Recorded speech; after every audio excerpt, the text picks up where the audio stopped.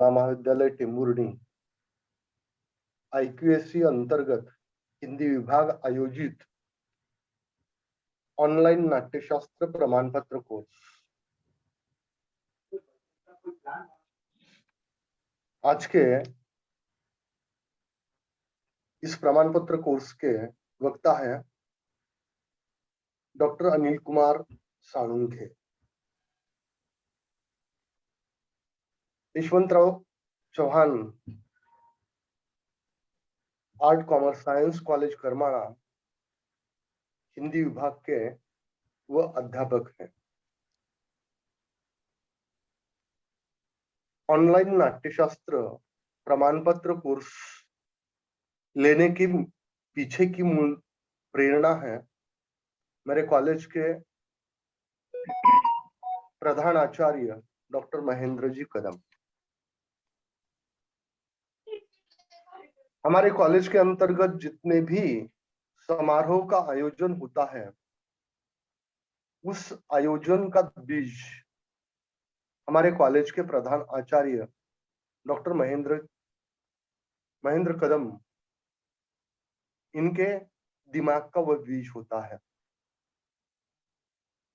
हमें तरह तरह के समारोह को लेने की प्रेरणा हमें उनकी ओर से प्राप्त होती है। मैं शुरुआत में ही जितने भी अध्यापक छात्र छात्राएं और पटल पर जितने विद्वान हैं उन विद्वानों का मैं तहे दिल से स्वागत करता। डॉक्टर अनिल साळुंखे जी आज के वक्ता है जिनका विषय है नाटक के संवाद और पात्र योजना। दोस्तों, नाटक यह साहित्य की विधा है। जिंदा दिली का दूसरा नाम नाटक है। महज आज आपको डॉक्टर अनिल जी नाटक के संवाद और पात्र योजना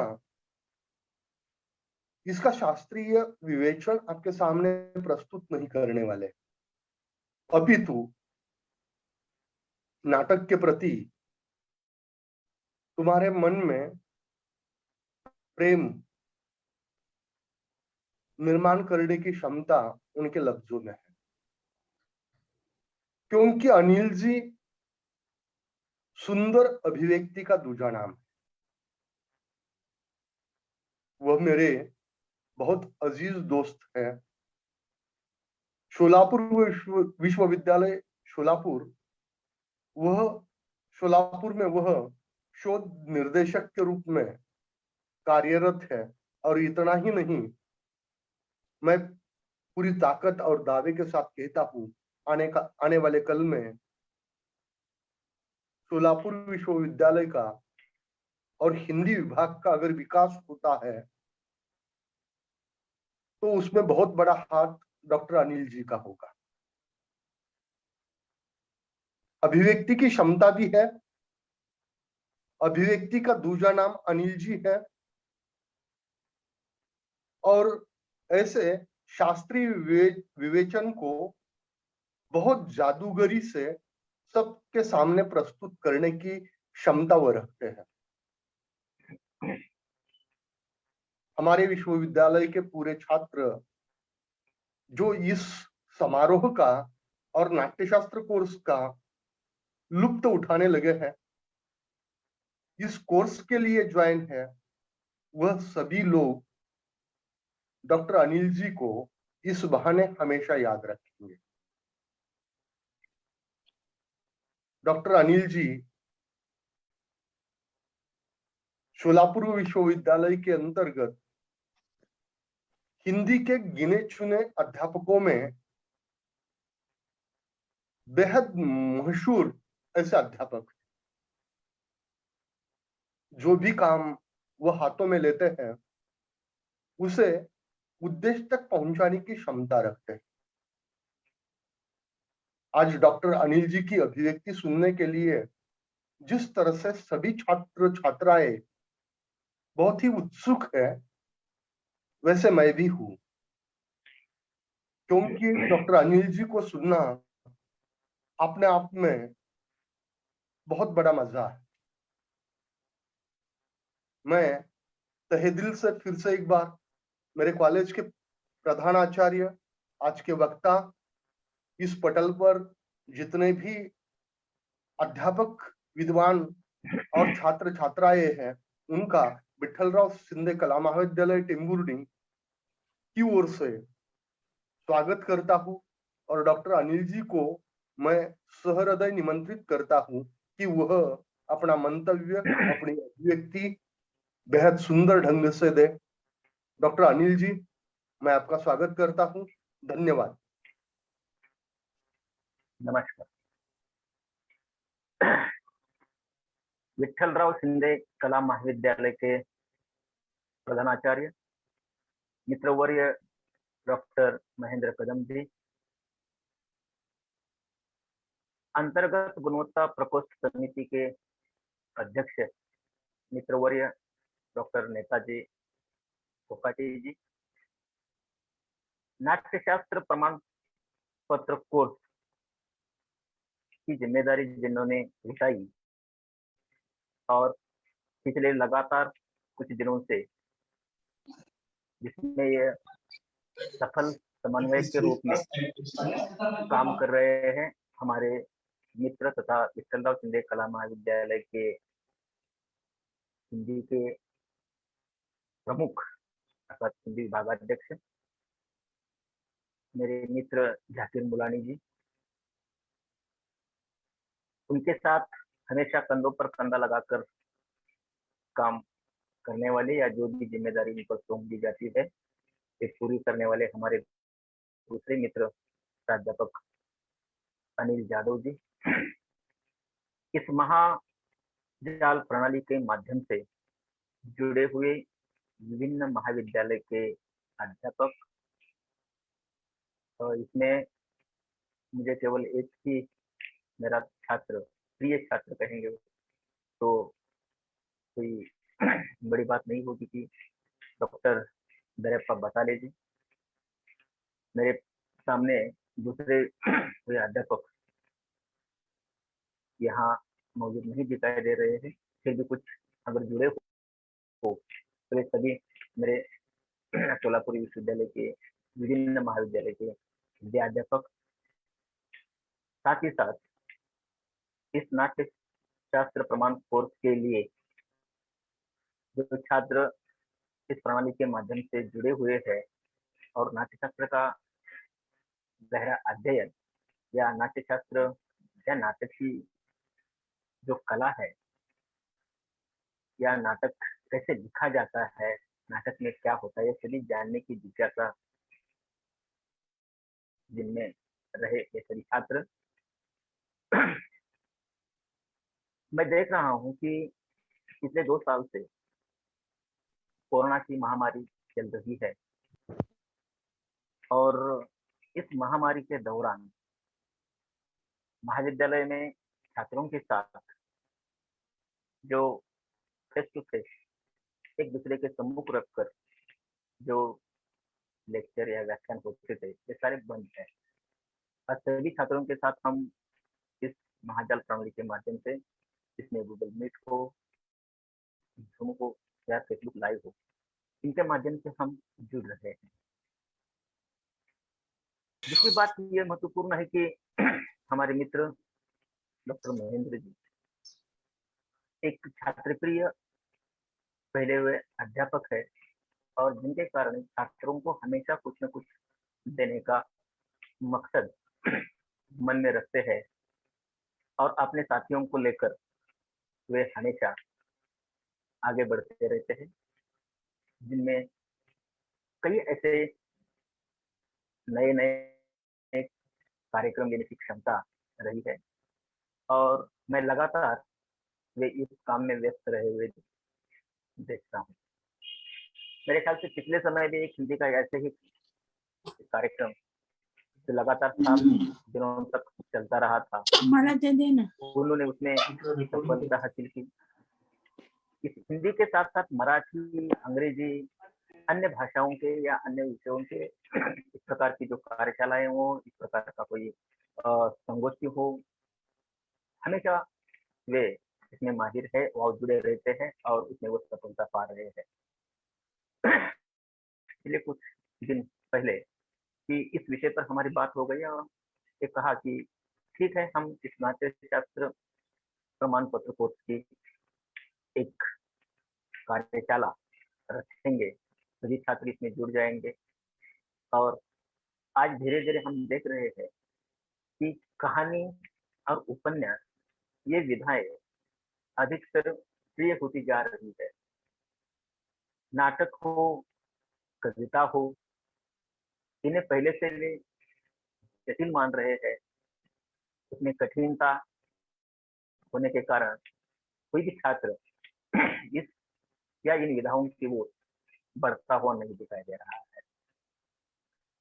लेकिन साहित्य जैसे हमारे सामने आ जाता है, तो साहित्य को प्रकट करने के लिए भिन्न भिन्न विधाओं का प्रयोग किया गया है, जिसमें उपन्यास हो, कहानी हो, नाटक हो। तो दोस्तों, कि कोई भी विधा हो, लेकिन वह विधा हमारे सामने समाज का ही चित्र सम्मुख रखती है। उपन्यास हो, कहानी हो, ये सारी बातें समाज का ही चित्र सम्मुख रखते हैं। इसलिए कहा गया है कि साहित्य समाज का दर्पण है। और जो घटनाएं घटित हो जाती है, उन्हीं घटनाओं का यह चित्रण साहित्य कर देता है, हमारे सम्मुख रखता है और उसे हम बारीकी से पढ़ रहे हैं, सोच रहे हैं और समझ भी रहे हैं। अब जिस विधा पर हम बात करने जा रहे हैं वो विधा है नाटक विधा। और नाटक सबसे लोकप्रिय विधा रही है, इसलिए कहा गया है कि काव्येषु नाटकम रम्यम, काव्येषु नाटक रम्यम, अर्थात कोई भी साहित्य लिखने के पीछे जो उद्देश्य था, वह उद्देश्य मनोरंजन पहला था और मनोरंजन के पश्चात उसका बोध या उस विषय की जानकारी या समाज में जो चित्र या जो घटनाएं घटित हो रही है, वह सम्मुख रखने का अर्थात बोध जिससे हमें मिले वो।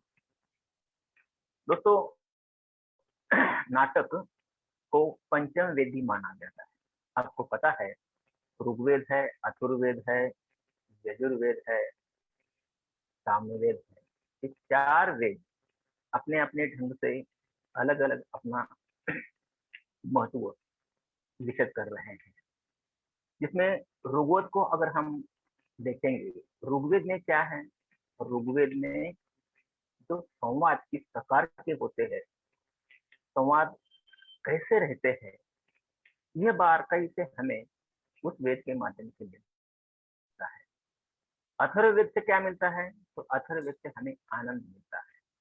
रस क्या है, रस की स्थिति कैसी होती है, रस की निश्चित कैसी होती है, इन बातों को हमें देखना मिलता है।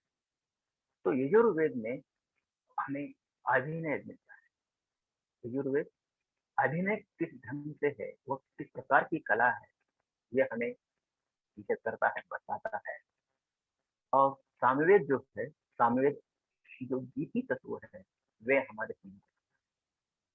और इन चारों को मद्देनजर रखकर, ध्यान में रखकर, जो एक 5वां वेद सम्मुख रखा और उसका नाम दे दिया पंचम वेद के रूप में नाटक को। अब ये जिस प्रकार ये ऊपर जो 4 वेद मैंने विशेष किए, उनका जितना महत्व है, उतना इस पंचम वेद का महत्व होगा या नहीं होगा, ये मुझे इस पर बात करनी भी नहीं है। लेकिन दोस्तों, यह अगर सही माने इसे नकारा जाए तो भी चल सकता है, लेकिन ये ध्यान में रखना है कि नाट्य कला भी एक वेदों की तरह ही महत्वपूर्ण है और वह पुरानी है। इससे नाटक के जो तत्व है, ये सारे तत्व मिल जाते हैं और इसी का अध्ययन भरत मुनि ने किया और भरत मुनि को नाट्य कला का आदि आचार्य माना गया। हिंदी जो नाट्य साहित्य है, इस नाट्य साहित्य पर गहरा प्रभाव पाश्चात्यों का रहा है, हम इसे नकारते नहीं है। लेकिन पाश्चात्य विचारवंतों के जो नाटक जब हम पढ़ेंगे, तब उसमें हमें अधिकतर त्रासदी अर्थात दुखांत नाटक, ट्रेजेडी दिखाई देगी। इसके उदाहरण के तौर पर हम शेक्सपियर के जो भी नाटक है, उन्हें अगर पढ़ेंगे तो हमें निश्चित ध्यान में आ जाएगा। ये क्यों?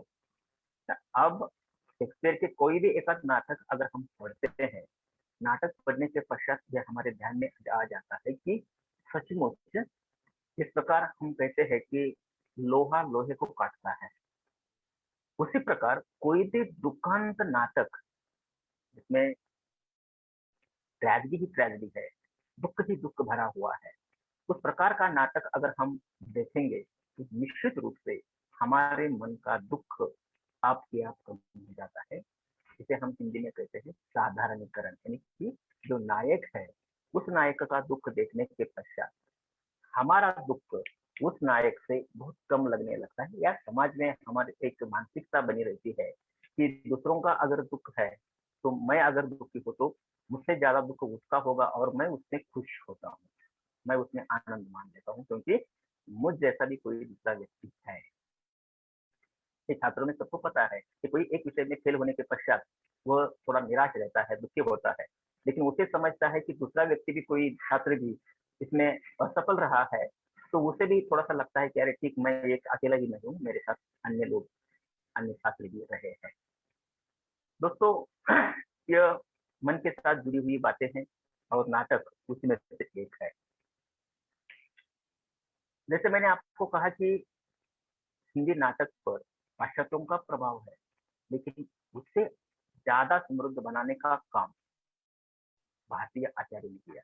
भारतीय आचार्यों ने नाटक विधा को समृद्ध बनाने का काम किया।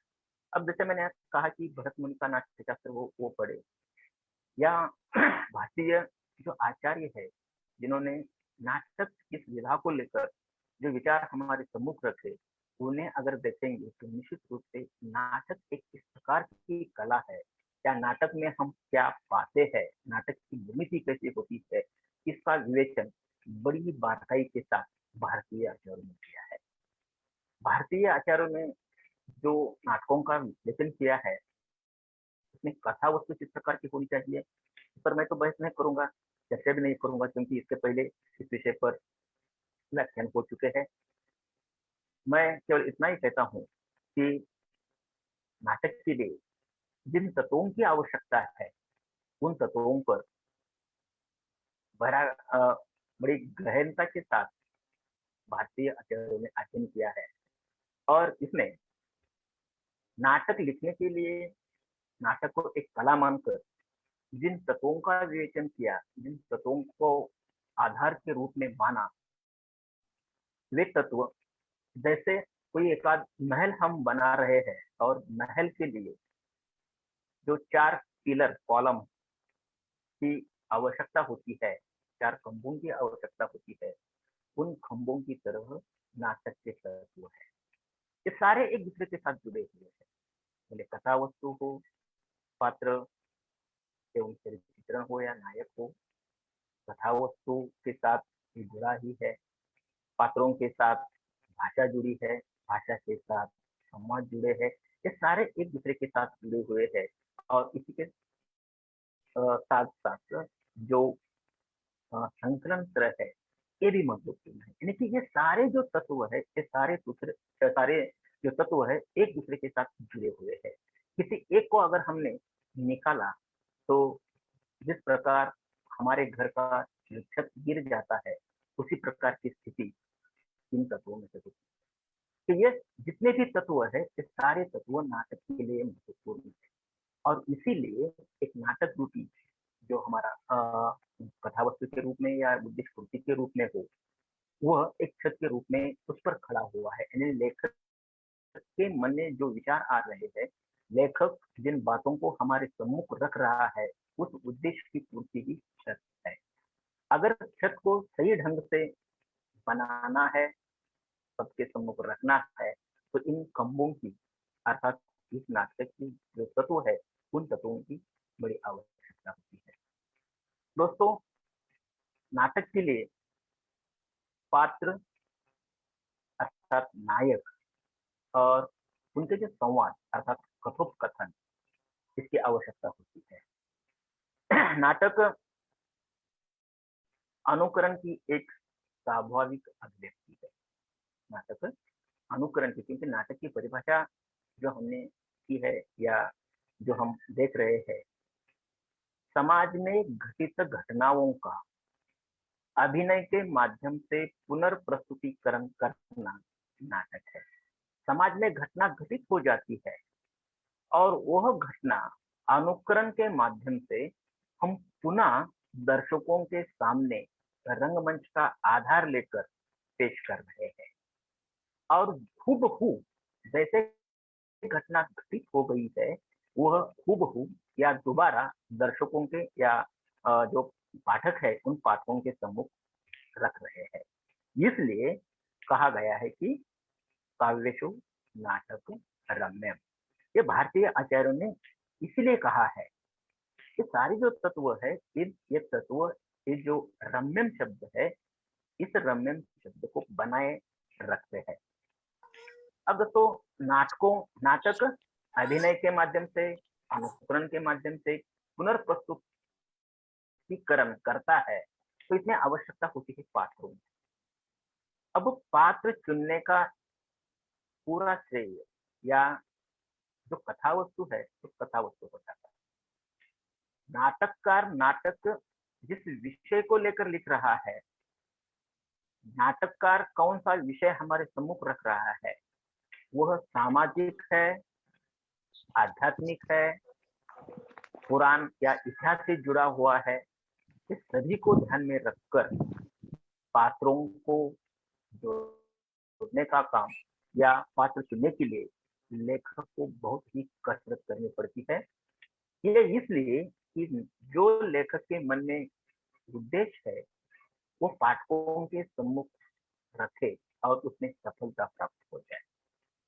इसीलिए पात्र चुनते समय लेखक बहुत ही कसरत करता है और आपने जो अपने दिमाग में जो कथा वस्तु है, वास्तु विन्यास है, उसी के दृष्टि से पात्रों को चुनता है। अब जो नाटक के पात्र होते हैं, तो पात्र कैसे है? वैसे देखा जाए तो ये पात्र हम भारतीय जो आचार्यों ने हमारे सम्मुख या जिनने स्थान दिया, उन्होंने 4 प्रकार के पात्रों को माना है। इसमें पहला है धीर उदात्त, दूसरा है धीर ललित, तीसरा है धीर प्रशांत और चौथा है धीरोधत्त। दोस्तों, हम फिल्म देख रहे हैं, तो फिल्मों में जिस प्रकार नायक होता है, उसी प्रकार का नायक नाटक में भी होता है। जिस प्रकार की नायिका होती है, उसी प्रकार की नायिका नाटकों में भी होनी चाहिए, होती भी है। और जिस प्रकार फिल्म में कोई खल पात्र होता है, जिसे हम खलनायक कहते हैं, वह भी होता है, क्योंकि इसके सिवा नाटक में सबसे महत्वपूर्ण बात होती है संघर्ष की। और संघर्ष को अगर आप दिखा रहे हैं, संघर्ष की निर्मित करने के लिए निश्चित रूप से जो खल पात्र है, जिसे हम धीरोधत्त या प्रतिनायक कहते हैं, उसकी आवश्यकता होती है। अब जो धीरोदात्त पात्र है, जिसे हम नायक कहते हैं, वह नायक और उसकी जो विशेषता कैसी है? तो नायक सर्वश्रेष्ठ होना चाहिए, वह क्षत्रिय होना चाहिए, वह कर्तव्यनिष्ठ होना चाहिए, वह पराक्रमी होना चाहिए, वह स्वाभिमानी होना चाहिए।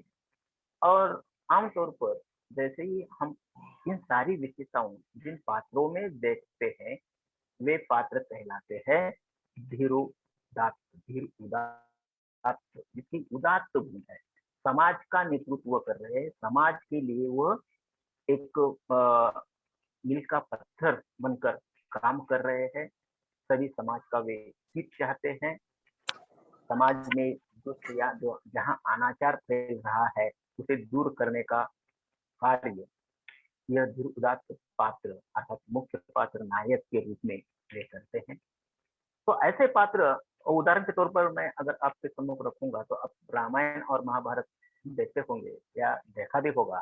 तो राम है और रामायण का पात्र, उसी प्रकार महाभारत में देखे तो महाभारत में युधिष्ठिर है और इनकी विशेषता यह रहती है कि ये नायक किसे कहे कि कथा वस्तु में जो उद्देश्य की पूर्ति होती है या जो फल प्राप्ति करता है वह नायक कहलाता है, जो फल का भोक्ता कहेंगे उसे। दूसरी बात आ जाती है कि धीर ललित जो पात्र है वे कौन है, कौन होते हैं। तो इसमें चतुर, धूर्त, कला प्रिय, भोग प्रिय, ललित कलाओं में मग्न, ये जो विशेषता है या ये गुण जिनमें पाए जाते हैं वे होते हैं धीर ललित पात्र। और इसका उदाहरण हम देखते हैं महाभारत का ही देखेंगे तो कृष्ण है। कृष्ण की जो लीलाएं हम देखते हैं या कृष्ण का जो व्यवहार हम महाभारत के माध्यम से देखते हैं तो ध्यान में आ जाता है कि यह धीर ललित पात्र कृष्ण कैसे है। उसके पश्चात तीसरा जो पात्र आ जाता है हमारे सम्मुख वो है धीर प्रशांत। ये जो धीर प्रशांत पात्र होते हैं वो साधारण गुणों से युक्त होता है, जिनमें साधारण गुण होते हैं और वे हमेशा शांतता बनाए रखने का काम करते हैं। नाटक में अगर संघर्ष है तो यह संघर्ष कैसे न हो इस ओर वो ध्यान देने वाला पात्र होता है और हमेशा वो इस प्रकार का प्रयास करता है। इसके महाभारत का जो पात्र विदुर है, वो पात्र और उसके जो गुण है वो इसी प्रकार के हैं। अंतिम पात्र जो है वो है धीरोधत्त। धीरोधत्त का अर्थ जिसे धिकारा गया है, उसका धिक्कार किया जाता है क्योंकि वो खल पात्र या प्रतिनायक कहलाता है। जो हमेशा नायक समाज में कुछ अच्छा करने का प्रयास कर रहा है तो उसके विरोध में ये हमेशा चलने वाला पात्र है, हमेशा संघर्ष निर्माण करे और इसलिए उससे कहा गया कि वह दुस्साहसी हो। इसमें घमेंडी है, ईर्ष्या का भाव उसमें दिखाई देता है, वह दुष्ट मायावी है और हमेशा उसमें भोग की लालसा या दुष्कर्म करने की जो प्रवृत्ति है ये प्रवृत्ति रहती है। और समझने के लिए मैं वही उदाहरण आपके सम्मुख रखूंगा कि महाभारत का जो दुर्योधन है और रामायण में का रावण है। लेकिन हमेशा इनमें यह इस प्रकार के मायावी जो दुष्टि है इनकी रहती है और हमेशा भोग की लालसा दुष्कर्म के माध्यम से वे हासिल करने का प्रयास करते हैं। अब ये जो पात्र है इन चार प्रकार के पात्र नाटक में होते हैं। जैसे कि कोई भी विधा हो जिसमें कि अगर हम महाकाव्य का अध्ययन कर रहे हैं तो महाकाव्य में इसी प्रकार के पात्र हमें दिखाई देते हैं और इन पात्रों को हम क्या कहते हैं, जो अच्छा काम कर रहा है तो उस पात्र को हम कहते हैं उत्तम पात्र। जो बीच में दो आ जाते हैं उसे हम मध्यम पात्र कहते हैं और चौथा जो पात्र है जिसे हम तीसरे रूप में रखते हैं उसे हम कहते हैं अधम पात्र। अब देखिए कि जिस प्रकार नाटक की विषय वस्तु है, कथानक है, उसी के आधार पर पात्रों की रचना की जाती है, पात्रों को चुना जाता है। अब ये जितने भी गुण है ये सारे गुण सभी पात्रों में होते ही है ऐसे नहीं है। सभी में जो सभी नायक है इन नायकों में इस प्रकार के जो गुण है ये गुण होते ही है ऐसे नहीं, कुछ कम ज्यादा निश्चित रूप से होते होंगे। अब नायक हमेशा जिसके साथ जुड़ा रहता है वह नाटक की कथा वस्तु के साथ यानी कि लेखक की उद्देश्य की पूर्ति की दृष्टि से वह हमेशा कार्यरत रहता है और नाटक में वह प्रारंभ से लेकर अंत तक उस कथा वस्तु के साथ जुड़ा होता है। अब कथा वस्तु जिस प्रकार की है, उस कथा वस्तु के साथ साथ प्रासंगिक या गौण कथाएं भी जुड़ जाती है। जैसे ही यह गौण या प्रासंगिक कथा जुड़ जाती है, तो उन कथानक को अग्रेसित करने के लिए, आगे बढ़ाने के लिए निश्चित ही गौण पात्रों को चुना जाता है। वह जो कथा वस्तु है, वो उस कथा वस्तु के साथ ले जुड़ जाता है और एक प्रकार का कथानक में प्रवाह आ जाता है। इसीलिए नाटक में मुख्य पात्रों के साथ साथ जो गौण पात्र है, ये गौण पात्र भी उतना ही महत्व रखते हैं। गौण पात्रों की जिम्मेदारी क्या होती है? गौण पात्र हमेशा नायक के साथ चलते हैं और नायक की जो चारित्रिक विशेषताएं है, चारित्रिक गुण है, उन गुणों को उजागर करने का काम करते हैं। अब नायक में सबसे महत्वपूर्ण बात यह है कि उसमें सद्गुण, जो अच्छे गुण है, उन गुणों का होना आवश्यक है, जिसमें आदर्शवाद हो, उदारतावादी विचार हो। जैसे कि हमने महाकाव्य में देखा कि वह उच्च कुलीन हो, सुंदर हो, बुद्धिमान हो, वाक्पटु हो, कुशल हो, साहसी हो, शूर, वीर, धीर, कर्तव्यनिष्ठ, आत्मविश्वासु और कला प्रेमी हो। अब मुझे बताइए कि ये सारे गुण अगर किसी पात्र में है, तो वो पात्र नायक बन सकता है या नायक के लिए इन सभी गुणों की आवश्यकता होती है। तो नाटककार ये बारकाई के साथ, बड़े लगन के साथ इस कथा वस्तु को आगे बढ़ाने के लिए इस प्रकार के पात्रों का वह चयन करता है। अब नायक के साथ साथ नायिका का होना भी आवश्यक है। अगर नाटक के लिए कोई स्त्री पात्र है, तो वह स्त्री पात्र अर्थात नायक के साथ हमेशा चलने वाली, उस वह नायक की प्रेयसी हो या नायक की पत्नी हो, वह अगर है तो वह नायिका कहलाती है। उसकी भी विशेषता है, वो कोई भी पात्र, आयरा गैरा पात्र नाटक में स्थान प्राप्त नहीं कर सकता। तो नाटक के लिए पात्रों की जो विशेषता है, उन्हीं विशेषताओं को देखकर ही पात्रों को चुना जाता है। तो नायिका को चुनते समय नाटककार ये देखता है कि इस नाटक को अगर हमें मंचित करना है या समाज को इस विषय वस्तु को सम्मुख रखना है, तो उस नायिका की भी अपनी जिम्मेदारी है, क्योंकि उसी के साथ ही इस उद्देश्य की हम पूर्ति कर सकते हैं। तो नायिका रूपवती होनी चाहिए, नायिका गुणवान होनी चाहिए, नायिका सुशील होनी चाहिए और उसमें माधुर्य भाव अर्थात मधुरता का होना आवश्यक है। ये सारी बातें अगर किसी महिला में, स्त्री में मिलते हैं, तो निश्चित रूप से वह नायिका रहती है और नायिका के लिए इन सारे गुणों की आवश्यकता होती है। अब कथा वस्तु का विकास करने के लिए ये सारे जो पात्र है, ये मुख्य पात्र के साथ जुड़े रहते हैं और उसके चारित्रिक गुणों को उजागर करने का काम यह स्त्री पात्र हो या पुरुष पात्र हो करते हैं। दोस्तों, आज हम देख रहे हैं कि नाटक में या फिल्मों में काम करने के लिए नारी अर्थात स्त्री आगे आ रही है, क्योंकि वो कला के रूप में उसे देखकर वो आ रही है। पुराने जमाने में नाटक को अगर मंचित करना होता, तो नाटक में अभिनय करने के लिए नायिका प्राप्त नहीं होती, कोई काम करने के लिए तैयार नहीं होती थी, क्योंकि एक स्त्री अगर रंगमंच पर आकर काम करे, तो लोगों की दृष्टि से वो गैर माना जाता था और उस समय कोई पुरुष पात्र ही स्त्री पात्र के रूप में काम करते। लेकिन आज जमाना बदल गया है और आधुनिकता के साथ साथ इन स्त्री मनों में परिवर्तन हो गया है और समाज में भी थोड़ा सा परिवर्तन इस दृष्टि से आया हुआ है और स्त्री पात्र आज नाटक में वो काम कर रहे हैं। अब नाटक की जो नायिका होती है, इसमें भी तीन गुण माने गए हैं कि इसमें एक है स्वकीया, एक है परकीया और तीसरी है अभिसारिका। अब ये तीन प्रकार की जो नायिका है, जिसमें नाटक में इन्हें स्थान दे दिया है।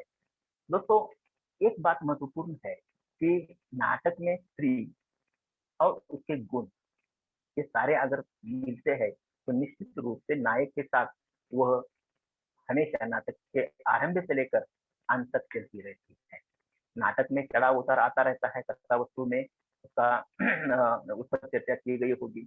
लेकिन मैं पात्रों के बारे में जब आपके सम्मुख बात कर रहा हूँ, तो मुझे यह बतलाना आवश्यक है, नाटक में कम से कम कितने पात्र होने चाहिए? नाटक में कम से कम 10-12 पात्र होने चाहिए। यानी कि उसके कम से कम कहेंगे या अधिक से अधिक है। क्योंकि जितने पात्र कम होते हैं या जितने पात्र अधिक होते हैं, तो इसका असर नाटक पर क्या पड़ता है? नाटक की विषय वस्तु अगर सबके सम्मुख रखनी है, मुख्य विषय, मुख्य उद्देश्य को अगर हमें ध्यान में रखकर नाटक की निर्मिति करनी है, लोगों के सम्मुख रखना है, तो नाटक में कम से कम या अधिक से अधिक 10 या 12 पात्रों का होना आवश्यक है। इसमें एक 2-3 पात्र स्त्री पात्र के रूप में रहेंगे या बाकी 5-7 जो पात्र है वे पुरुष पात्र के रूप में रहेंगे। तो ये कम से कम 10-12 पात्र जहाँ जिस नाटक में होते हैं, वह नाटक निश्चित रूप से सफल हो जाता है। तो ये ध्यान में रखना है कि नाटक की कथा वस्तु किस प्रकार की है, नाटक में कितनी गौण कथाओं को या प्रासंगिक कथाओं को स्थान दे दिया है, और उसी के अनुसार उन पात्रों का चयन भी आवश्यक है।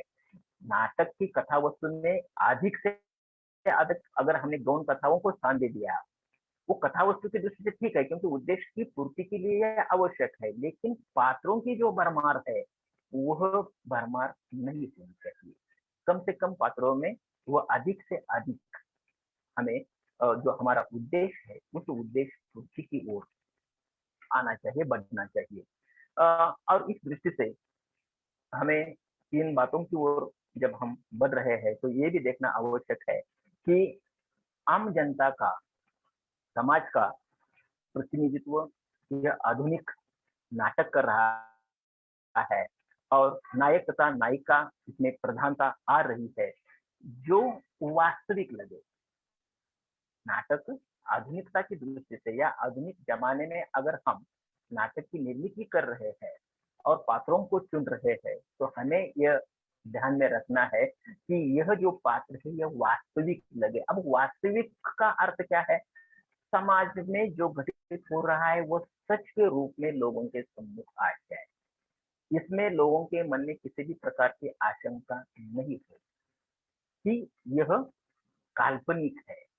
कल्पना का आधार ठीक है, लेकिन वह आगे चलकर वह वास्तविक रूप में बदलनी चाहिए, और उसमें यह यथार्थ है, इस यथार्थ का बोध हो जाए, सचमुच लगे, निश्चित ही लगे, हमारे इर्द गिर्द ही यह कथा घटित हो रही है, ऐसा महसूस हो। तो इसलिए यह ध्यान में रखना आवश्यक होता है नाटक के लिए कि नाटक के पात्र चुनते समय हमें बड़ी बारकाई के साथ, बड़ी लगन के साथ और समाज को सम्मुख रखकर यथार्थवादी कैसे लगे, इस ओर हमें ध्यान देना आवश्यक होता है। दोस्तों, नाटकों की जो कथा वस्तु होती है वो पात्रों पर आधारित होती है। पात्र जिस ढंग से चुने गए हैं, कथा वस्तु उसी दृष्टि से रहती है, और इन पात्रों के माध्यम से ही कथानक का विकास होता रहता है। पात्रों के अभाव में नाटक का अस्तित्व नहीं रहता, और पात्र जितने सशक्त है, नाटक उतना ही सफल हो जाएगा। अब हम जो साहित्य के माध्यम से समाज का चित्रण जिन नाटकों ने हमारे सम्मुख रखा, जैसे मैंने पहले कहा था कि नाटक का जो विषय है, ये कथा वस्तु पौराणिक भी हो सकती है, ऐतिहासिक भी हो सकती है, सामाजिक भी हो सकती है। आजकल हम देख रहे हैं कि समस्या मूलक नाटकों की निर्मित हो रही है। ये सारे नाटकों के प्रकार देखने के पश्चात जो पात्र निश्चित रूप से सशक्त है, उन पात्रों पर ही नाटक की कथा वस्तु या लेखक का जो उद्देश्य है वह सफल हो जाता है। अर्थात नाटक सफल होने के लिए निश्चित रूप से जो पात्र है वह सजीव एवं सशक्त होने चाहिए। उन्हीं पात्रों के उदाहरण जैसे कि हम देखेंगे हिंदी साहित्य में जो नाट्य परंपरा चली है, उसमें जयशंकर प्रसाद जी का नाम लिया जाता है। जयशंकर प्रसाद जी के कई नाटक ऐतिहासिक है या पौराणिक घटनाओं से जुड़े हुए हैं। उसमें से केवल एक नाटक मैं आपके सम्मुख रखूंगा कि वो नाटक का शीर्षक है चंद्रगुप्त। अब चंद्रगुप्त, ये जो प्रसाद जी का नाटक है, ये पौराणिक है। इसमें इतिहास दिखाई देता है हमें, ऐतिहासिक घटना है, पुराण का आधार भी है उसमें। और जो पात्र है, यह पात्र है चंद्रगुप्त स्वयं और उसमें चाणक्य। इन दो पात्रों को देखने के पश्चात आप भी, जैसे आपको ये नाटक पढ़ने के लिए मिल जाता है आपके ग्रंथालय से, तो नाटक लेकर पढ़े, और पढ़ने से आपके ध्यान में आ जाएगा कि इस नाटक का निश्चित रूप से नायक कौन है। चंद्रगुप्त नायक है या चाणक्य नायक है? ये दोनों इतने सशक्त पात्र है कि दोनों भी हमें लगते हैं नायक। अरे चाणक्य अपने दृष्टि से वह इतना बड़ा चढ़ाकर है, उतना ही बड़ा चढ़ाकर चंद्रगुप्त भी है। इन दोनों को दिखाने का कार्य जयशंकर प्रसाद जी ने इस नाटक के माध्यम से किया है। अब जिम्मेदारी हमारी बढ़ जाती है कि इस नाटक का निश्चित रूप से नायक कौन होगा, इसे ढूंढने। नायक कौन होता है इसके बारे में हमने पीछे चर्चा की। तो नायक के जो गुण है, ये गुण दोनों में भी मिल जाते हैं, लेकिन एक गुण जो महत्वपूर्ण है कि जो समाज में या जो नाटककार नाटक में इस विषय वस्तु को ले रहा है, उसका फल किसे मिलता है, फल भोक्ता कौन है। तो उस फल भोक्ता के आधार पर ही चंद्रगुप्त नाटक का नायक हम तय कर सकते हैं। तो उसमें निश्चित रूप से चंद्रगुप्त हमें नायक लगता है। देखिए कि ये कहने का उद्देश्य क्या है। नाटक की निर्मित करते समय या नाटक लिखते समय, मैंने पहले ही कहा कि एक लेखक की एक कसरत है, मेहनत है, कौन सा पात्र और वो पात्र सशक्त कैसे हो, जिस ओर ध्यान देता है, और उन पात्रों को वे अपनी कथा वस्तु में जो चुनता है, ये पात्र सशक्त है, तो निश्चित रूप से नाटक के माध्यम से ये जो फल प्राप्ति है, उस फल प्राप्ति की दृष्टि से वह फल का भोक्ता है और वह नायक बन जाता है, नायक हमें लगता है। क्योंकि चाणक्य का प्रभाव भी चंद्रगुप्त पर है। अब चंद्रगुप्त पर अगर चाणक्य का प्रभाव है, तो निश्चित रूप से नायक कौन, ये प्रश्न निर्माण हो जाता है। और नायक कौन है, तो ये नाटक पूरा पढ़ने के पश्चात जिसे फल प्राप्ति होती है, वह निश्चित रूप से नायक कहलाता है। अब मैं चाणक्य के बारे में अगर कहूं, तो चाणक्य एक ब्राह्मण है, विद्वान है, लेकिन वह जब अपना कार्य करता है, तब वह साम दाम दंड भेद इन सभी गुणों का प्रयोग करके वह राजनीति भी करता है, और यह राजनीति की बावड़ौर उसके हाथ में। तो निश्चित रूप से हमें ये ध्यान में आ जाता है कि यह गुण नायक में तो नहीं है, क्योंकि राजनीति जो है यह नायक में नहीं होती, खलनायक में होती है, प्रतिनायक में होती है। तो प्रतिनायक हो या उसी के साथ साथ जो नायक हो, इनके गुण इस प्रकार के रहते हैं। मैं आपको एक दूसरा उदाहरण देता हूँ, जो नाटक है मुद्रा राक्षस। इसके लेखक है विशाख दत्त। ये भी नाटक पौराणिक है। मैं क्यों उदाहरण दे रहा हूँ, तो आपके समझ में ये आ जाएगा कि इस नाटक में भी विशाख दत्त ने जिन पात्रों को चुना है, वे पात्र चंद्रगुप्त और चाणक्य भी है। नाटक का शीर्षक है मुद्रा राक्षस, और इस नाटक का जो मुख्य पात्र या नायक या वीर उदास पात्र है, वह है चाणक्य। स्कंदगुप्त में स्कंदगुप्त है, उसी में भी चाणक्य है, लेकिन वहां चाणक्य प्रतिनायक के रूप में सामने आ जाता है, लेकिन इस मुद्रा राक्षस में चाणक्य ये भी नायक के रूप में आ जाता है। और इस नाटक में राक्षस प्रतिनायक है, मुद्रा राक्षस। तो राक्षस जो है ये प्रतिनायक है। इसमें भी हमें ये दिखाई देता है कि चंद्रगुप्त, लेकिन उसका काम इतना नहीं, क्योंकि नाटककार के मन में किस विचार को सम्मुख रखना है या किस उद्देश्य की पूर्ति करनी है, ये महत्वपूर्ण होता है, और उसी के अनुसार पात्रों का नियोजन हुआ करता है।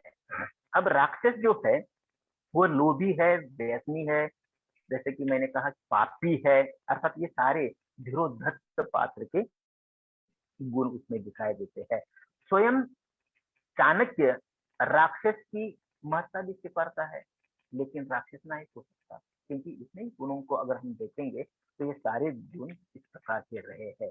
मुद्रा राक्षस का चंद्रगुप्त चाणक्य का अंधभक्त, अर्थात चाणक्य को वो मानता है और चाणक्य पर कितना विश्वास रखता है और उसी के दृष्टि से वो आगे बढ़ता रहता है। इसलिए हमने कहा है उसे कि अंधभक्त, नहीं कि वो जो भी कार्य करता है वो उसे मंजूर है, इसलिए उसे हम अंधभक्त कहा है। तो चंद्रगुप्त चाणक्य का अंधभक्त हमें नहीं दिखाई देता, मुद्रा राक्षस में दिखाई देता है, लेकिन चंद्रगुप्त में ये अंधभक्त नहीं दिखाई देता। लेकिन ये लेखक की कला है कि किस प्रकार के पात्र नाटक में होने चाहिए और किस प्रकार के पात्र यहाँ निश्चित हमारे सम्मुख होने चाहिए।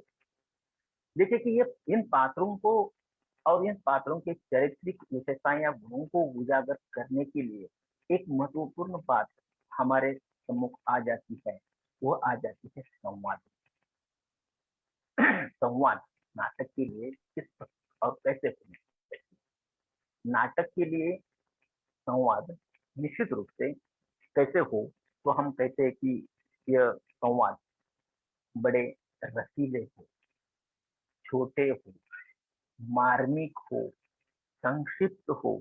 तो ये सारे जो संवाद अर्थात नाटक की जो कथा वस्तु है उसे उद्धृत करने के लिए और साथ ही साथ पात्रों के चारित्रिक विशेषताओं को उजागर करे, इस ओर हमें जो संवाद है ये संवाद बढ़ाते हैं। और निश्चित रूप से इस प्रकार के संवाद अगर हो तो निश्चित रूप से नाटक सफल बन जाता है।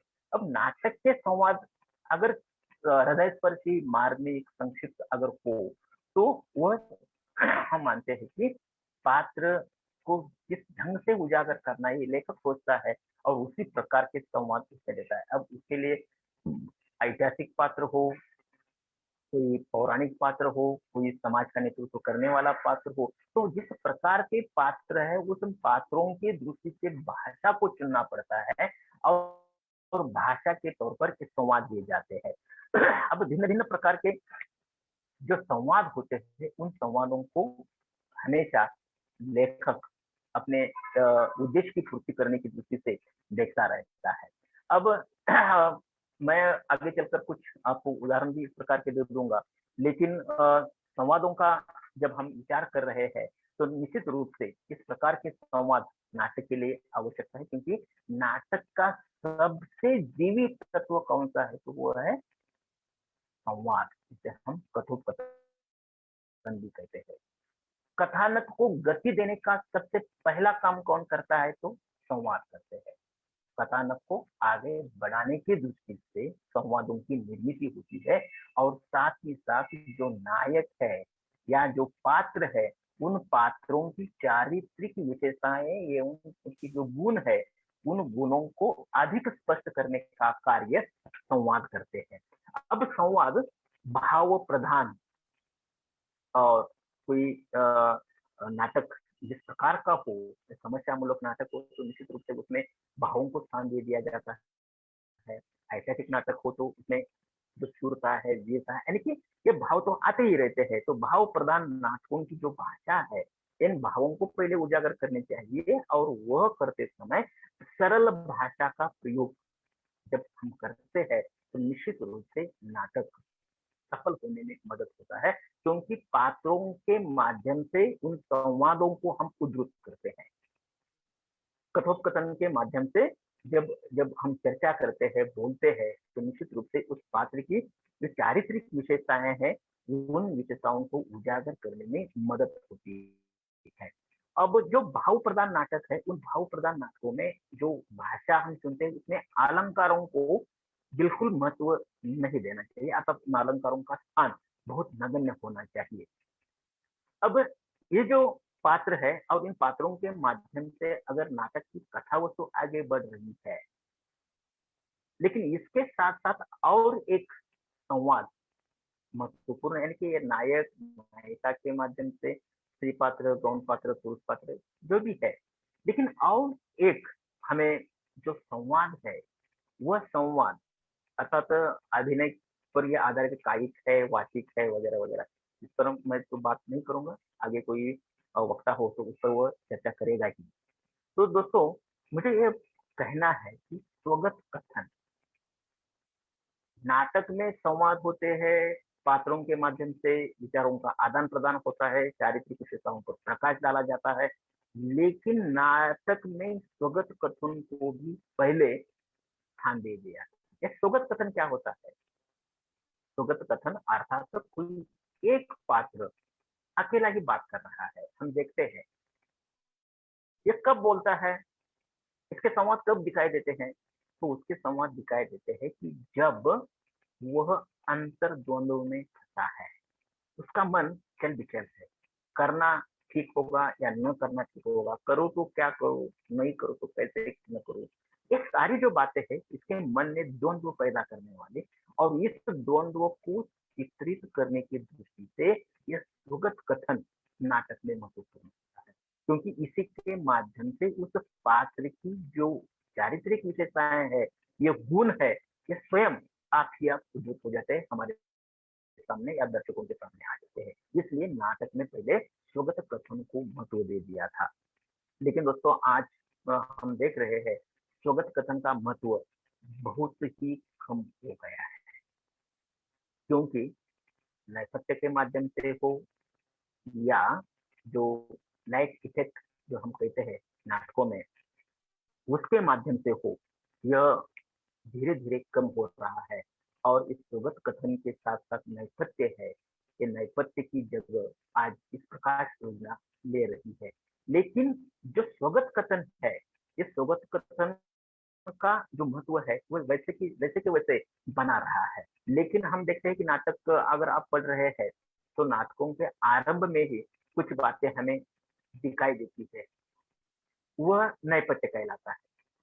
क्योंकि कोई पात्र, उसकी उसका कार्य कौन सा है, वो क्या करने वाला है, ये सारी बातें उसमें जोड़ दी जाती है, और उसी के अनुसार ये पात्र अपना अभिनय करता रहता है, बोलता रहता है, और बोलने के माध्यम से वो सारे विचार या जिन विचारों को लेखक हमारे सम्मुख रखना चाहता है वह आ जाते हैं। लेकिन नैपथ्य के माध्यम से कोई विचार हमारे सम्मुख नहीं आ जाता। और एक संवाद का प्रकार हम कहेंगे कि मुख अभिनय। अब यह अभिनय के माध्यम से केवल अभिनय करने से हमें कायिक और वाचिक, जैसे मैंने कहा कि कायिक अभिनय यानी कि अपने शरीर को हिलाकर कोई अभिनय कर रहा है, तो उसके माध्यम से ही विचारों का प्रकटीकरण होता है। कभी हाँ कहे या ना कहे या क्या करे, वो अपने चेहरे पर से भी वो दिखाता है, इसलिए उसे कायिक भी कहते हैं। दोस्तों, ये सारा करने के लिए जो नाटक है, नाटकों के संवाद है, इन संवादों में नाटकीयता का होना बहुत जरूरी है। और नाटकीयता जिस नाटक के संवादों में दिखाई देती है, तो निश्चित रूप से उद्देश्य की पूर्ति करने का प्रयास इसी के माध्यम से वो करता रहता है। अब धीरे धीरे संवादों का जो रूप है वो किस प्रकार का है, इस पर मैं थोड़ा सा प्रकाश डालूंगा, इस पर थोड़ी सी चर्चा करूंगा कि जिस प्रकार संवाद कहते हैं, नाटक के आरंभ से लेकर अंत, नाटक में जितने भी अंक है, जितने भी दृश्य है, वह आरंभ से लेकर अंत तक अगर उस ओर हम देखेंगे तो नाटक का कैसे विकास होता जाता है, कथा वस्तु धीरे धीरे चरम सीमा तक पहुंचती है, आ जाता है और नाटक का अंत हो जाता है। तो नाटक के संवाद आरंभ में, हेलो हेलो, आवाज आती है? आती है हेलो। सर। अनिल जी, आपकी हाँ। आवाज आने लगी है, आप बिना दिक्कत बोलते रहे। ओके ओके, ठीक है, धन्यवाद। तो देखिए कि नाटक में जैसे कि मैंने कहा कि कथा वस्तु जिस प्रकार प्रवाहित होती है उसी के अनुसार ये संवाद भी उसका रूप बदलते आगे बढ़ते हैं। नाटक के आरंभ में संवाद बहुत ही संक्षिप्त, बहुत ही छोटे छोटे होते रहते हैं, लेकिन लेखक ये प्रयास करता है कि मुझे इस उद्देश्य की पूर्ति करनी है, तो उस दृष्टि से उस नाटक को वो गंभीर बनाता है, और गंभीर बनाते समय निश्चित ही नाटक के संवादों में परिवर्तन आता है और वह नाटक के संवाद दीर्घ बनते हैं। हम केवल यही चाहते हैं कि नाटक के संवाद छोटे होने चाहिए, मार्मिक होने चाहिए, हृदयस्पर्शी होने चाहिए, ये सारी बातें ठीक है। लेकिन जब नाटक में हमें गंभीरता को लाना है या विषय वस्तु या उसकी पूर्ति अगर हमें करनी है, तो निश्चित रूप से नाटक के जो संवाद है अंत में दीर्घ करनी चाहिए। नाटक के संवाद जब दीर्घ हो जाते हैं तब निश्चित ही वह संवाद अपनी उद्देश्य की पूर्ति की ओर आगे बढ़े हुए दिखाई देते हैं। और ये नाटक के संवाद अन्य जगह पर यानी कि आरंभ में ये छोटे मार्मिक हृदयस्पर्शी सजीव कुतूहल निर्माण करने वाले स्पष्ट और पात्रानुकूल होने चाहिए, हम मानते हैं। कभी कभी हम ये भी मानते हैं कि लंबे लंबे संवाद अर्थात दीर्घ संवाद उबाऊ होते हैं। लेकिन उबाऊ क्यों लगते हैं हमें? क्योंकि नाटक के उद्देश्य की ओर हम नहीं ध्यान देते। नाटक का उद्देश्य किस प्रकार का है और अंत में सोचने के लिए जब हमें वो गंभीर और पात्रों के माध्यम से भी विचार हमारे सम्मुख आ जाते हैं, तो निश्चित रूप से यह लंबे संवाद भी हमारे लिए प्रभावी बन जाते हैं। और संवादों की जो सफलता है ये नाटक पर ही निर्भर रहती है, जो मैंने पहले भी आपको कहा है। तो इस प्रकार ये नाटक के जो संवाद है, ये संवाद लेखक बड़ी लगन के साथ या दृष्टि एक विशिष्ट प्रकार की रखकर इन संवादों की निर्मिति करता है। देखिए कि इन सारे सैद्धांतिक जो बातें हैं, इन बातों को ध्यान में रखने के पश्चात आधुनिक जो नाटककार है, आधुनिक नाटककारों ने नाटकों के जो संवाद रखे हैं या इन पात्रों के माध्यम से उद्धृत किए हैं, उसमें अगर हम देखेंगे कि मोहन राकेश के जो नाटक है या लक्ष्मी नारायण लाल के नाटक है, लक्ष्मी नारायण मिश्र के नाटक है, उपेंद्रनाथ अश्क जी के नाटक है, शंकर शेठ जी के नाटक है, इन नाटकों को अगर हम देखेंगे तो क्या ये सारी विशेषताएं क्या पात्रों के माध्यम से हो या संवादों के माध्यम से हो, ये क्या हमें यह अवगत होते हैं? आज एक इस प्रकार का दौर है कि समस्या मूलक नाटक आ गए हैं और मेरे ख्याल से लक्ष्मण नारायण लाल के और मिश्र जी के दोनों के नाटकों में, मोहन राकेश का भी नाटक है आद्य, ये समस्या मूलक नाटक है। लेकिन समाज में जो समस्याएं हैं उन समस्याओं को दिखलाने का कार्य इन नाटकों के माध्यम से हो चुका है। अब आषाढ़ का एक दिन मोहन राकेश का जो पहला नाटक है, उस नाटक के संवाद इस प्रकार के है। ये नाटक के जो संवाद है ये बहुत ही छोटे छोटे संवाद है और जिसके कारण पाठक वो नाटक पढ़ने में रुचि लेता है। यह नाटक के जो पात्र है, वो पात्र जिस प्रकार का अभिनय कर रहे हैं, यह अभिनय कुशल संवाद है। इसमें भाव भरे हुए अर्थात वे भावात्मक है और संक्षिप्त है। और ये संवाद आषाढ़ का एक दिन नाटक की जो कथा वस्तु है, इस कथा वस्तु को गति देने में सरस रहे हैं। इसमें ये सरसता है कि ये संवाद आषाढ़ का एक दिन नाटक की जो विषय वस्तु है, उस विषय वस्तु को गति देते हैं। और इस नाटक के अंतिम जो संवाद है, यह अंतिम संवाद हमें दीर्घ होते हुए दिखाई देते। मैंने आपको पहले कहा कि दीर्घ संवाद हमें गंभीर बनाते हैं और लेखक अपने उद्देश्य की पूर्ति करने की दृष्टि से एक प्रकार की सोच उन संवादों के माध्यम से हमारे सम्मुख रखता है।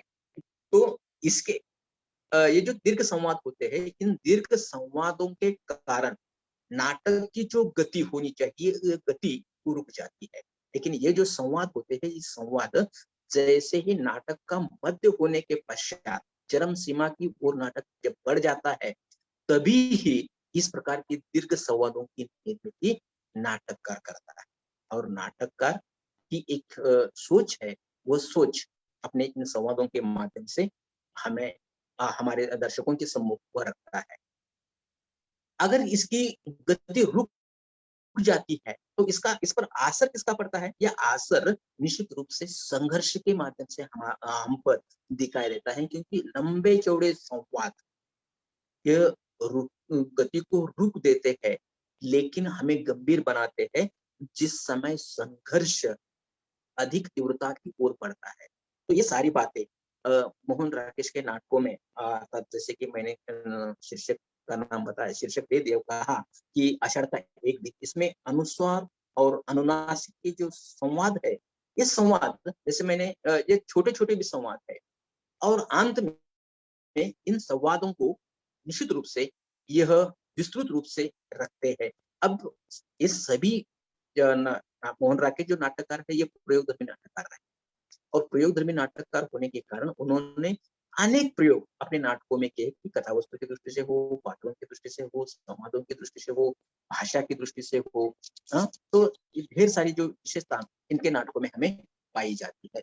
उनका दूसरा नाटक अगर हम देखेंगे कि वह है लहरों का राजहंस।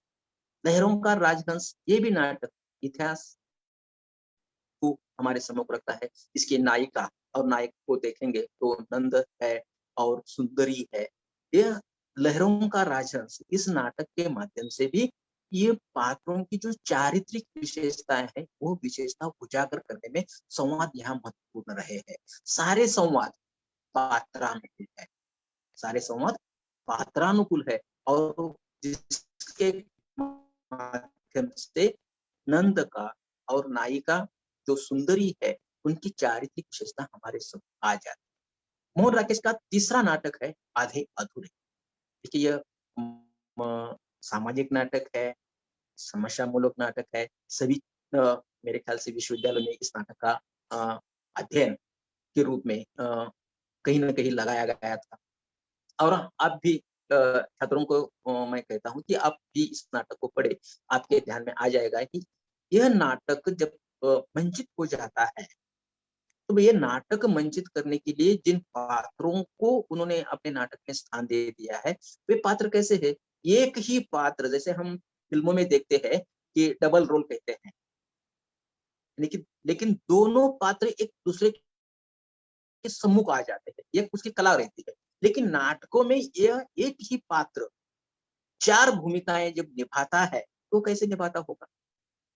यानी कि यह नाटककार की कला होती है और मोहन राकेश ने आधे अधूरे नाटक देखने के पश्चात इस नाटक का जब मंचन हुआ, यानी अर्थात ये प्रदर्शित हुआ, तब मंचन होने के पश्चात ये दिखाई देता है कि इसमें एक ही पात्र है जो नायक कहलाता है, महेंद्रनाथ। जो महेंद्रनाथ है, वे नायक, मुख्य नायक के रूप में काम करता है। वही पात्र, वही जो पुरुष पात्र है, अन्य 3 रूपों में भी हमारे सामने आ जाता है, लेकिन भिन्न-भिन्न प्रकार के दृश्य है, भिन्न-भिन्न प्रकार के अंक है।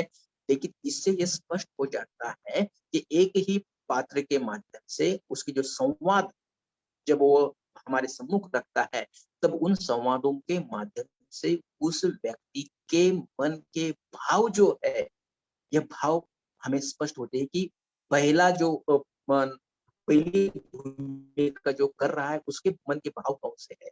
दूसरा जो आ जाता है, उसके मन, भले वो पात्र एक ही क्यों न हो, लेकिन अलग-अलग ढंग से हमारे सम्मुख आता है। ये नाटककार की कला होती है और नाटककार जब इस एक पात्र के माध्यम से 4 पात्रों की भूमिका जब हमारे सम्मुख रखता है, तो मन के जो भाव है, ये अलग-अलग प्रकार के भाव दिखलाने का वो प्रयास भी करता है। तो मोहन राकेश ने इस नाटक के माध्यम से वाक्यों का अर्थात संवादों के माध्यम से इतना गठन सुचारू ढंग से किया है कि ये नाटक के कथानक को प्रवाह लाने के लिए इनके संवाद महत्वपूर्ण लगे हैं। अब इस नाटक में जो नायिका एज स्त्री पात्र के रूप में सावित्री नायिका के रूप में काम कर रही है और उसकी 2 लड़कियां हैं, एक छोटी लड़की और एक बड़ी लड़की, ये और एक लड़का भी है। इनके संवाद अगर हम देखेंगे तो संवाद इतने छोटे हैं, लेकिन ये संवाद हमें हृदयस्पर्शी लगते हैं, यानी कि यह मार्मिक भी है और निश्चित रूप से इन पात्रों के माध्यम से जिसके बारे में वो चर्चा कर रहे हैं, उन चारित्रिक गुणों को उजागर करने की क्षमता भी इन संवादों में रही है। ये जो सारे जो पात्र है, ये सारे पात्र अलग अलग मानसिकता के रहे और ये समस्या मूलक नाटक, यानी कि आज की सामाजिक स्थिति जो है, पारिवारिक स्थिति है, इसे उद्धृत करने का काम मोहन राकेश जी ने इस नाटक के माध्यम से किया है। तो दूसरी महत्वपूर्ण बात यह है कि संवादों के माध्यम से जो पात्र है, इन पात्रों की जो मनोविज्ञानता है, मनोविश्लेषण है, वह विश्लेषण हो जाता है और पात्र के चारित्रिक गुण हमारे सामने आ जाते हैं। अंतिम मोहन राकेश का एक नाटक है, उस नाटक का शीर्षक है पैर तले की जमीन। देखिए कि ये सारे नाटक मैं आपके सम्मुख क्यों रख रहा हूँ कि ये सारे नाटक अलग अलग किस्म के। आषाढ़ का एक दिन हो, वह नाटक अलग किस्म का है, उसकी विषय वस्तु अलग है। लहरों का राजहंस हो, जिसमें गौतम बुद्ध जैसे हो, नंद हो, इनका चित्रण उसमें आ गया है। और आधे अधूरे आज की सामाजिक स्थिति है या पारिवारिक जनजीवन जिस प्रकार का चल रहा है, या अहम जो है वह अहम स्त्री में कितना होता है, ये दिखलाने का काम किया है। और सबसे अंतिम उनका जो नाटक है, जो आधा लिखकर वे हम इस दुनिया से चल बसे, उस नाटक का शीर्षक है पैर तले की जमीन। दोस्तों, यह मैं आपको इसलिए सम्मुख रख रहा हूँ कि इन संवाद इस नाटक में नायक और नायिका नहीं, इस नाटक में नायक और नायिका नहीं, तकरीबन 10-12 पात्र, लेकिन इसमें नायक भी नहीं है और नायिका भी। ये कैसे हो सकता है? सारे पात्र नायक है, जितने भी महिला पात्र है वे नायिका। ये कैसे? आपने टाइटैनिक, अगर यह अंग्रेजी फिल्म देखी होगी तो आपके ध्यान में आया होगा कि इस टाइटैनिक में जब यह डूबने लगता है तो सभी अपने अपनी दृष्टि से, अपने अपने प्रयास से इससे भागने का प्रयास करते हैं, अपनी जान बचाने का काम करते हैं। तो इस नाटक में भी वही है, लेकिन यह नाटक जैसे ही शुरू हो जाता है तभी से एक पात्र एक दूसरे, यानी कि ये सामाजिक जो प्रवृत्ति है, उस प्रवृत्ति को वो उजागर कर मरता क्या न करता, इस लोकोक्ति के समान कि अगर हमारी जान जाने वाली है, ये दिखाई दे रही है, लेकिन जाते जाते भी हम किसी से सही ढंग से बात नहीं करते। दूसरों के जो दुर्गुण है, दूसरों की जो कमियां है, ये देखने का काम हम करते हैं। तो इस नाटक के माध्यम से पैर तले की जमीन, हमारे पैरों की तले की जमीन खसक रही है, निकल रही है, फिर भी हम अपनी जान बचाने का प्रयास करते हैं। लेकिन इन पात्रों के संवाद अगर हम देखते हैं तो इन संवादों के माध्यम से वही उजागर होता है कि ये पात्र एक दूसरे की कमियां, उनके जो दुर्गुण है या उनकी जो कमियां है, उन कमियों को देखने का काम कर रहे हैं। तो ये संवादों के माध्यम से ये स्पष्ट हो जाता है कि लेखक ने यह कैसे संवाद चुने होंगे। और दूसरी बात ये महत्वपूर्ण है कि इस नाटक को मोहन राकेश ने आधा लिखा है और उनके दोस्त कमलेश्वर के जो मशहूर कथाकार है, कहानी लेखक है, कमलेश्वर ने इसे पूरा किया है। तो महत्वपूर्ण बात ये आ जाती है कि कमलेश्वर और मोहन राकेश जी ये कैसे गहरी इनकी दोस्ती रही है, क्योंकि जो इनके मन में विचार चल रहे हैं वही विचार इनके मन में भी है, और उन्हीं विचारों को सम्मुख लाने का काम इस नाटक के माध्यम से, जो अधूरा काम मोहन राकेश ने किया और उसे पूरा करने का काम कमलेश्वर ने किया। लेकिन उद्देश्य दोनों का एक ही रहा है, क्योंकि इस उद्देश्य मोहन राकेश ये नाटक लिख रहे हैं, यह पूरा ज्ञान या इसकी पूरी जानकारी कमलेश्वर को जी थी। और कमलेश्वर जी ने कि कहा भी जाता है कि कोई भी मनुष्य हो, कोई अपने जो व्यक्तित्व है, उस व्यक्तित्व की छाप अपने जो साहित्य है, इस साहित्य में छोड़ देता है। तो नाटककार को केवल या साहित्यकार को एक केवल बहाना चाहिए कि वो रचना के माध्यम से, पात्रों के माध्यम से अपने अंदर जो छुपे हुए गुण है, वे अन्य लोगों के सामने स्पष्टता के साथ अगर वो नहीं रखना चाहता, तो कम से कम साहित्य के माध्यम से तो वो हमारे सम्मुख रखता है। और इसीलिए पात्रों की महत्वपूर्ण, और इसीलिए जो संवाद हो, वह संवाद कितने सशक्त हो, पात्र कितने योग्य हो, इसकी जिम्मेदारी वो नाटककार अपने रखता है। तो भविष्य में जैसे ही आप तो नाटक लिखना शुरू करेंगे, नाटक में क्या होता है ये देखने का प्रयास करेंगे, तो निश्चित रूप से ये जो नाटक पर जो कार्यशाला हमारे मित्र महेंद्र कदम जी और साथ ही साथ जाकिर मोलानी जी, अनिल जादव जी ने ये जो कार्य किया है, काम हाथ में ले लिया है, निश्चित रूप से इस कार्यशाला के माध्यम से या इस प्रमाण पत्र कोर्स के माध्यम से निश्चित ही कुछ नाटककार आप निर्माण करेंगे और सोलापुर जैसे ग्रामीण प्रदेश में अगर कोई नाटककार के रूप में आ जाता है या कोई नाटक लिखना शुरू कर देता है, तो निश्चित रूप से मैं कहूँगा कि इसका फायदा, इस कोर्स का फायदा कुछ छात्रों को हो गया है और वह आगे अपनी पहल कर रहा है। मैं अब यहाँ अपने विचारों को विराम देना चाहता हूँ कि समय कितना हुआ है ये तो मैं नहीं देख रहा हूँ, लेकिन ज़्यादा बोलना भी और साथ ही साथ दूसरी बात ये है कि उबाऊ बनाने के बावजूद दूसरी बात ये है कि छात्रों की मानसिकता को भी देखना आवश्यक है।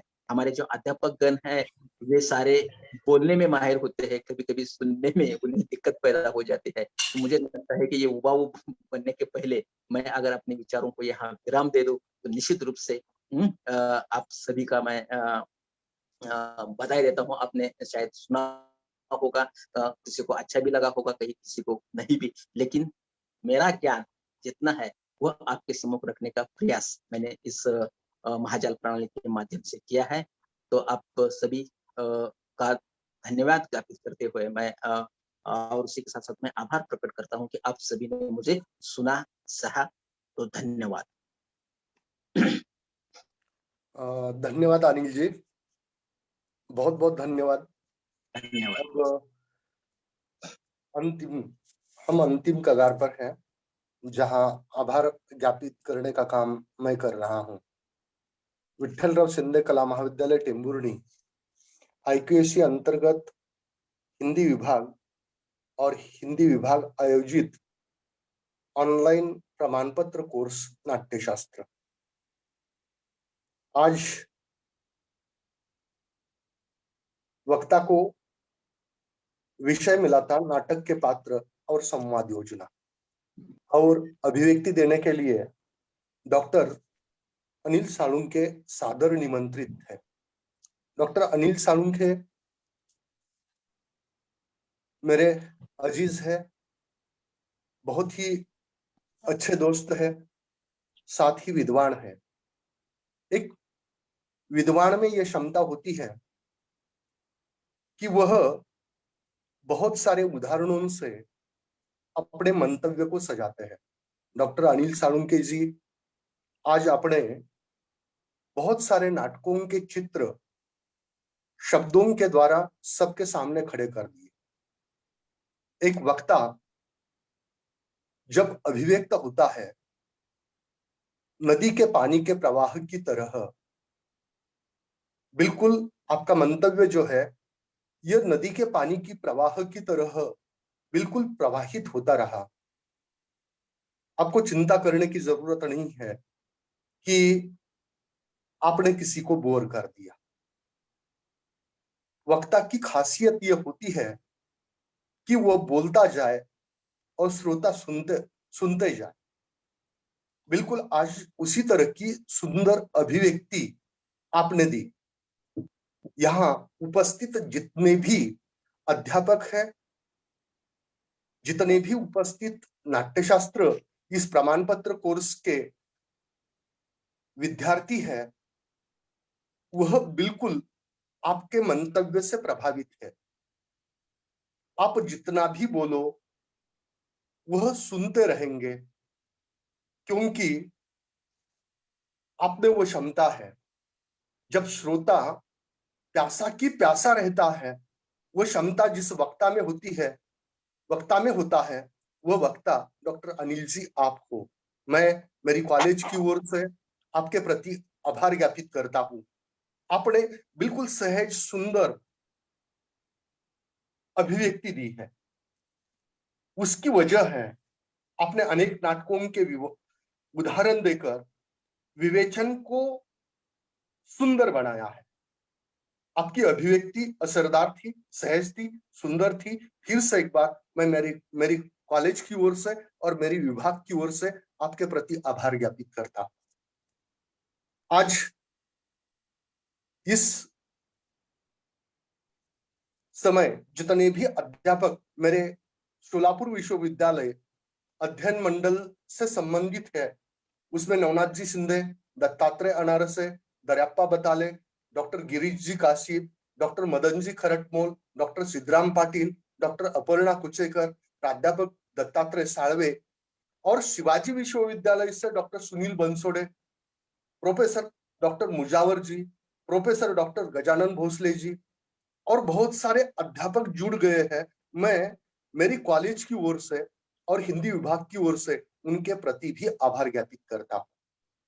अब जिनके लिए इस कोर्स का आयोजन किया है वो मेरे मीठे और प्यारे छात्र, जो आरंभ से लेकर अंत तक बिना रुकावट के सुनते रहे, मैं उनके प्रति भी आभार ज्ञापित करता हूं।